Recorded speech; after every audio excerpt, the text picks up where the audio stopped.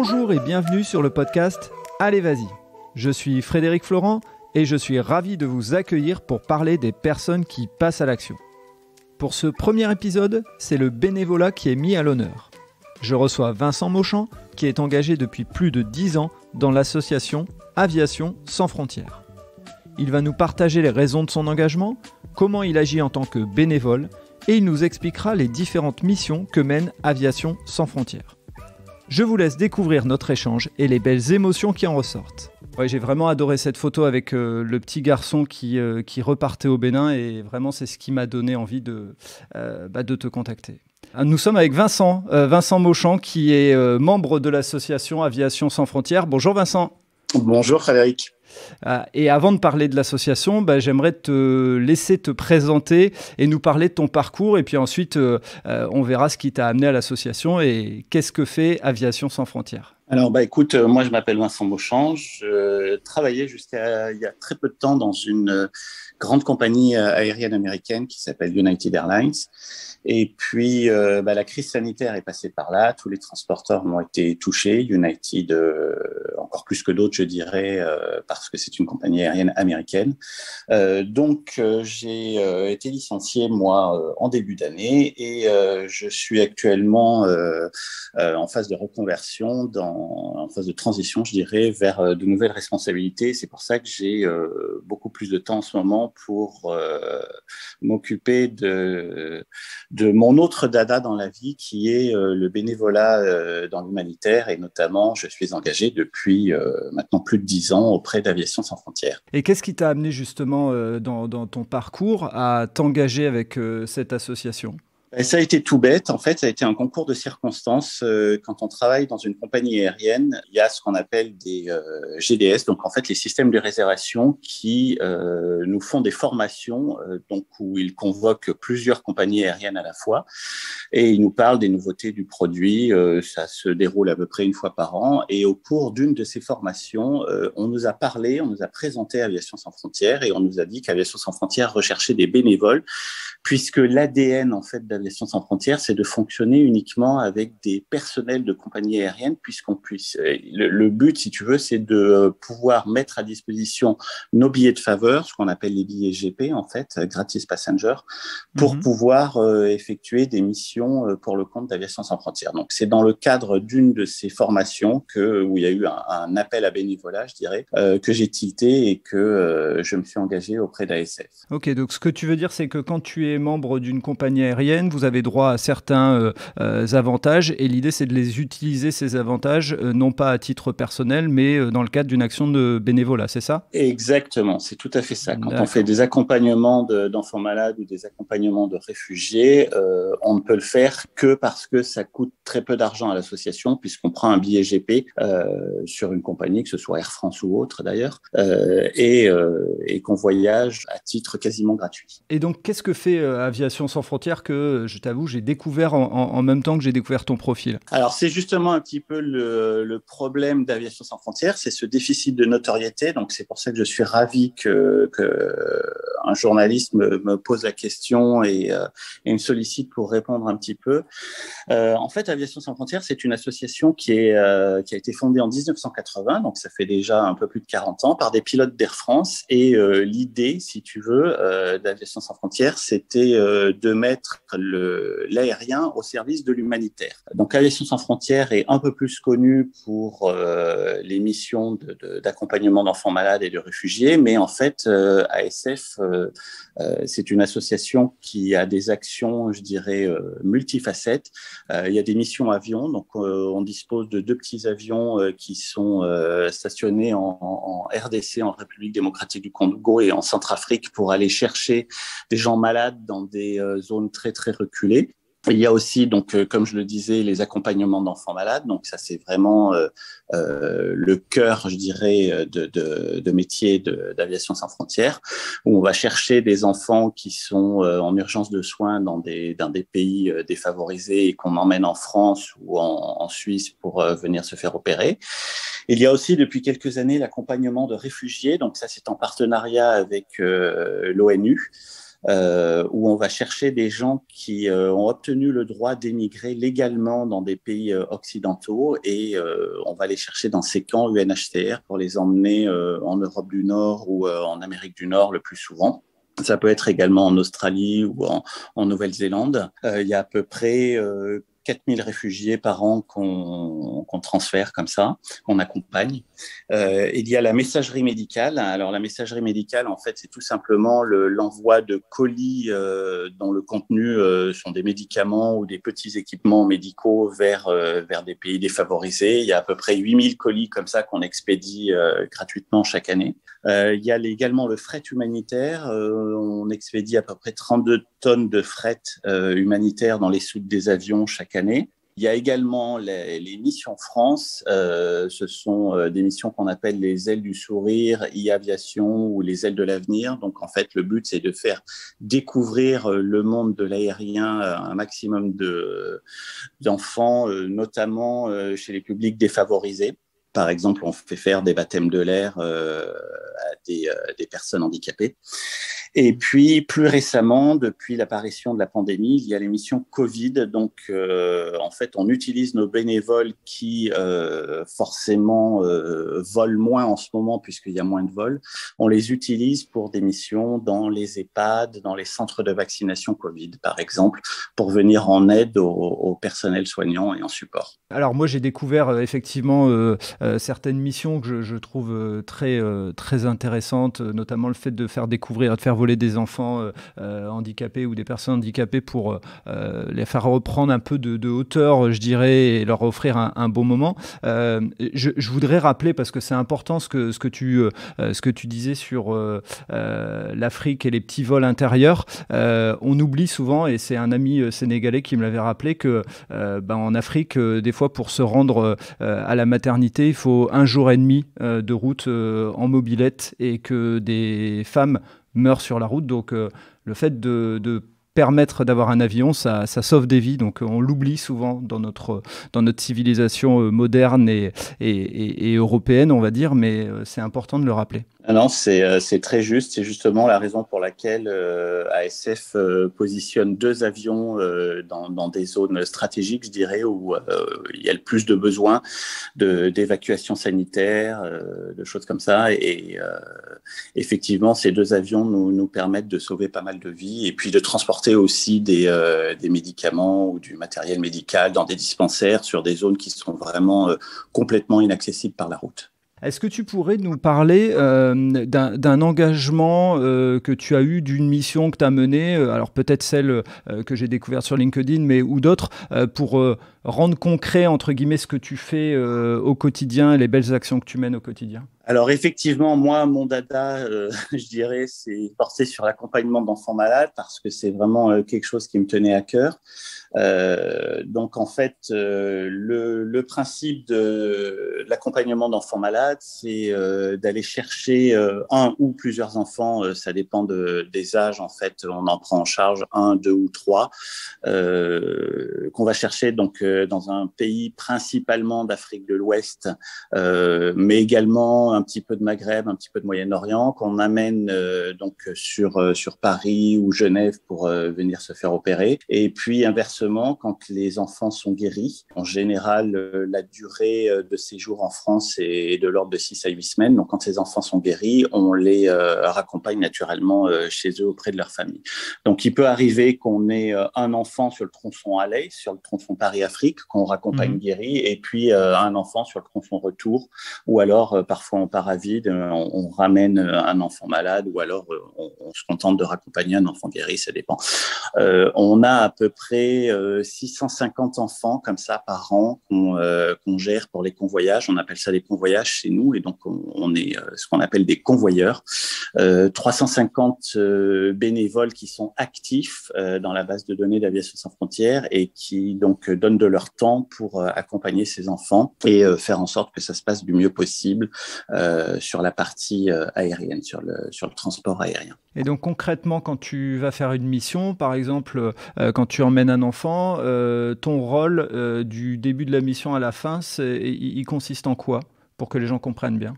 Alors, notre rôle, c'est vraiment d'être là pour s'assurer de la santé de l'enfant et puis de son bien-être, je dirais, tout au long du vol.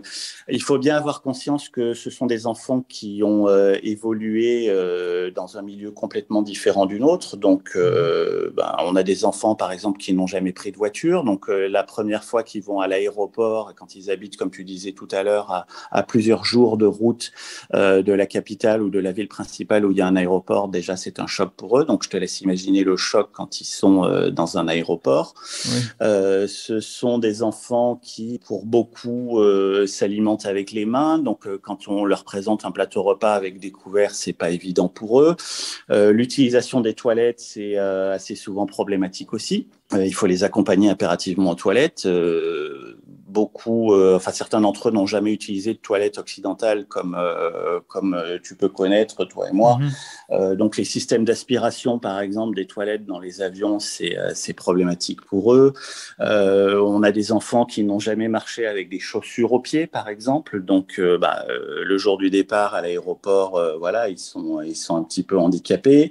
Ce sont des enfants qu'il faut aider dans les escalators, sur les tapis roulants. Donc, je dirais que c'est une veille de tous les instants pour s'assurer que l'enfant va bien et que le transport se passe du mieux possible et que le choc est le moins difficile possible. Si tu veux, on est là pour faire un peu le tampon entre leur civilisation à eux et la civilisation qu'ils vont rencontrer quand ils arrivent en France ou en Suisse par rapport à ce qu'ils vont vivre pendant les semaines qui vont s'écouler.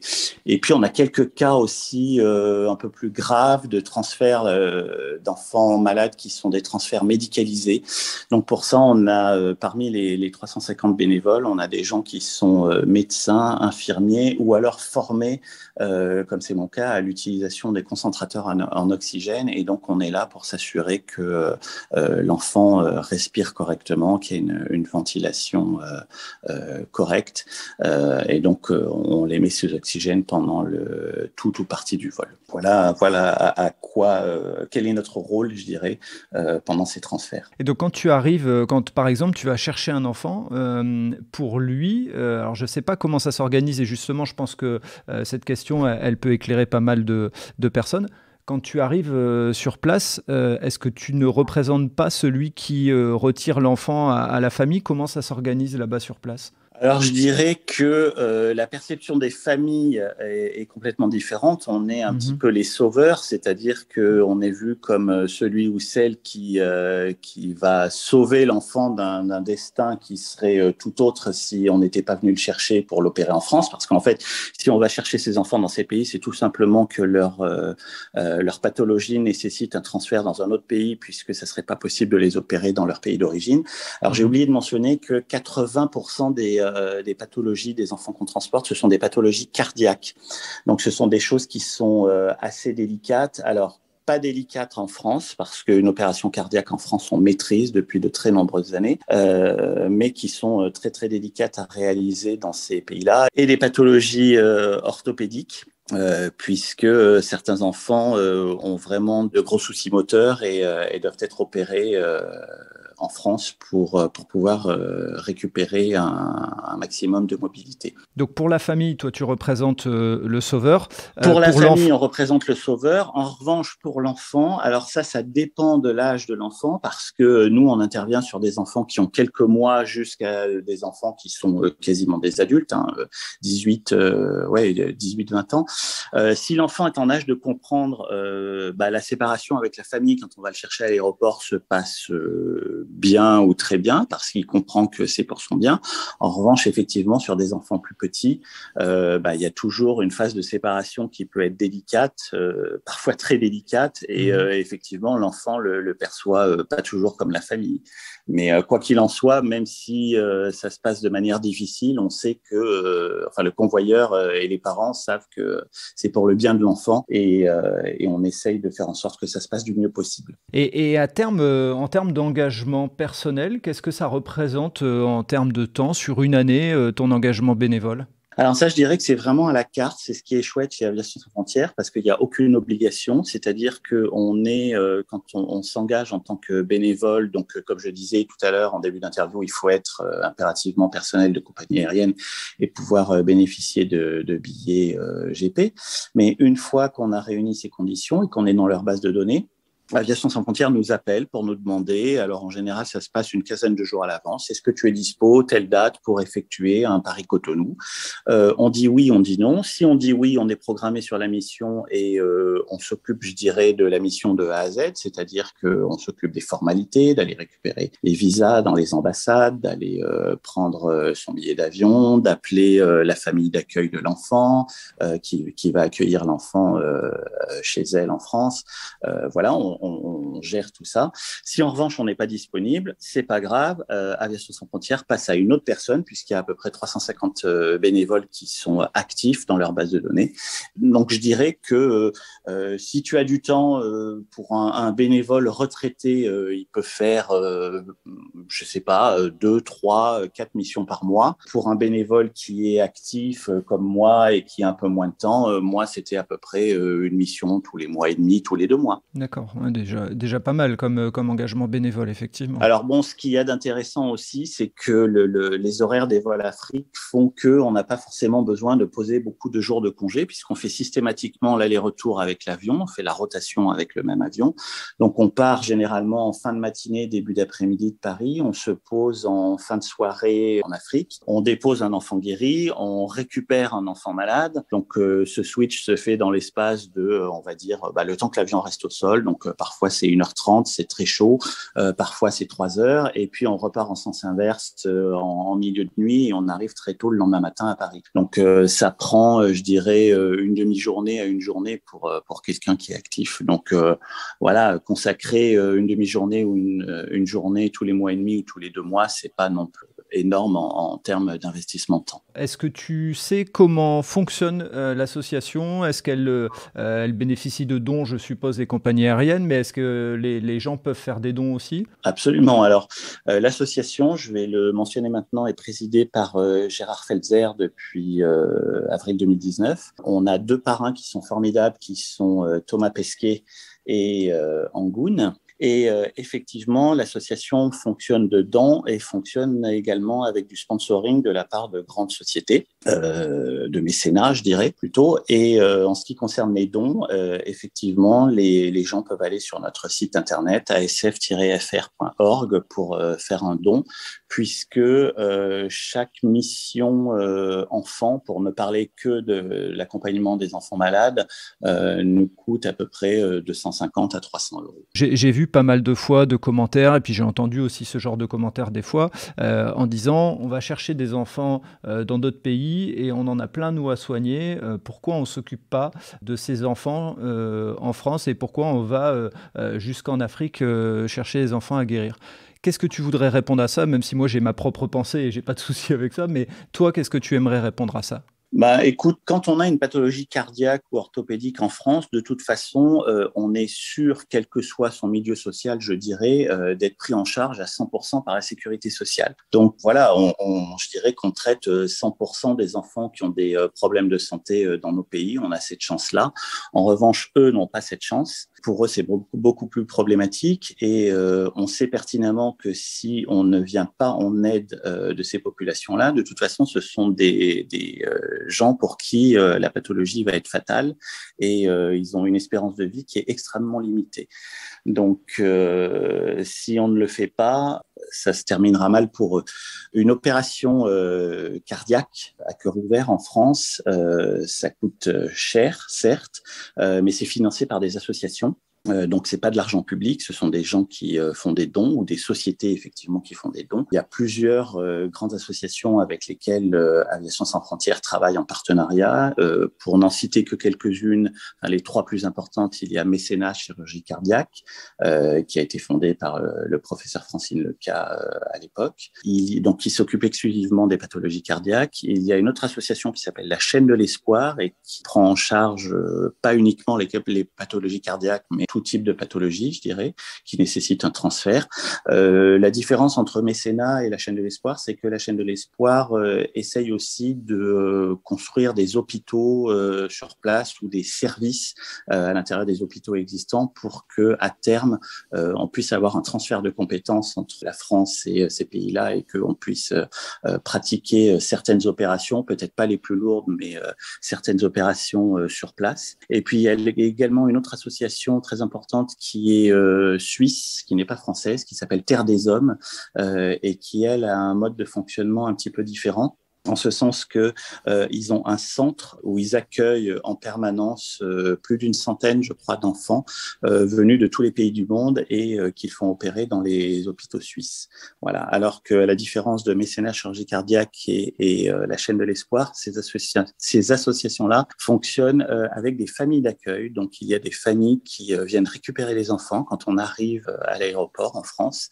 On a des familles d'accueil qui accueillent véritablement ces enfants chez eux pendant toute la durée de l'hospitalisation. Donc, il y a la phase préopératoire, il y a la phase naturellement pendant l'opération, et puis il y a la phase de convalescence qui se passe, toutes ces phases-là durent en général 8 semaines. Donc, ce sont des gens, des familles formidables qui s'engagent à accueillir ces enfants au sein de leur foyer pendant environ 8 semaines. Oui, donc leur action, elle est indispensable pour que tout puisse fonctionner, en fait. Absolument, mais c'est vraiment une chaîne, je dirais, de solidarité.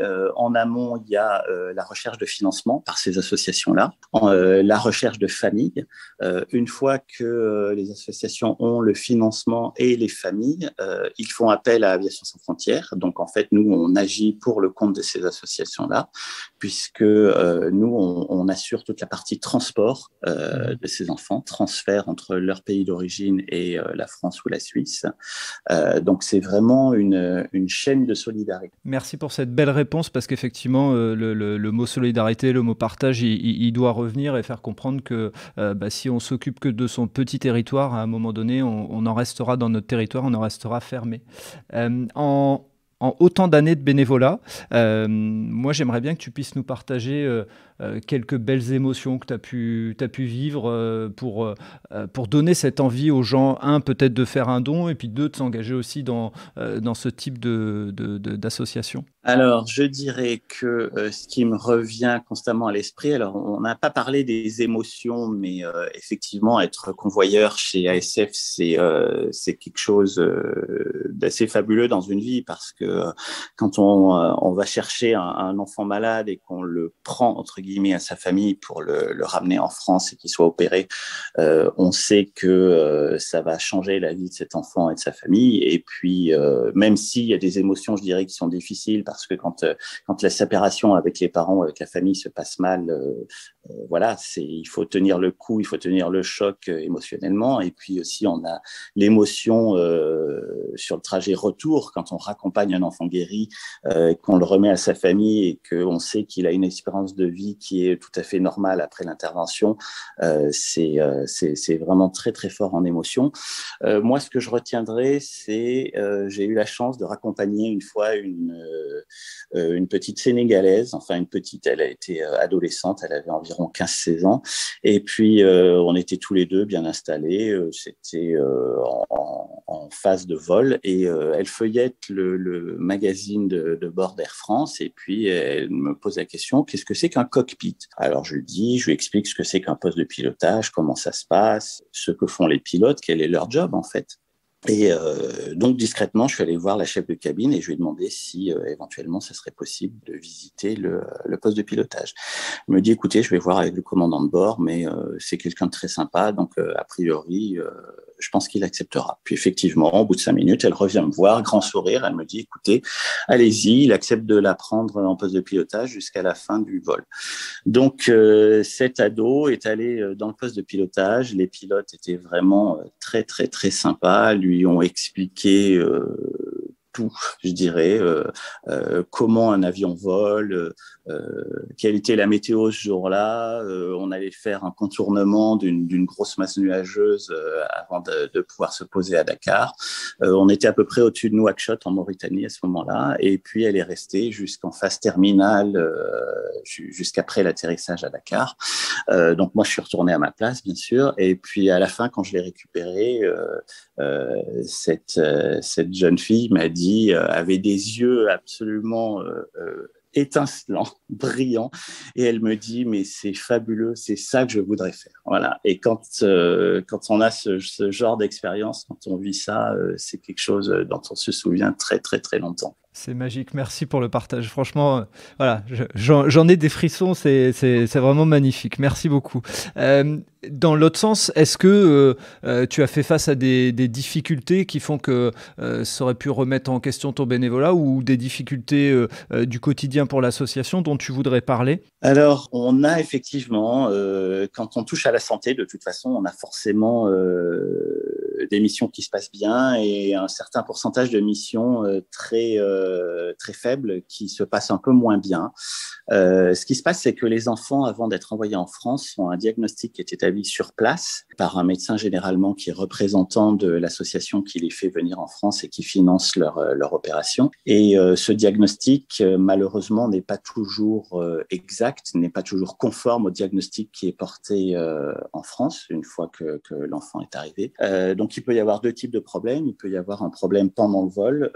Personnellement, j'ai la chance de ne jamais avoir eu affaire à ce genre de problème. Donc, voilà, où un enfant perd connaissance pendant le vol, ça peut arriver. Qui ne supportent pas le transport.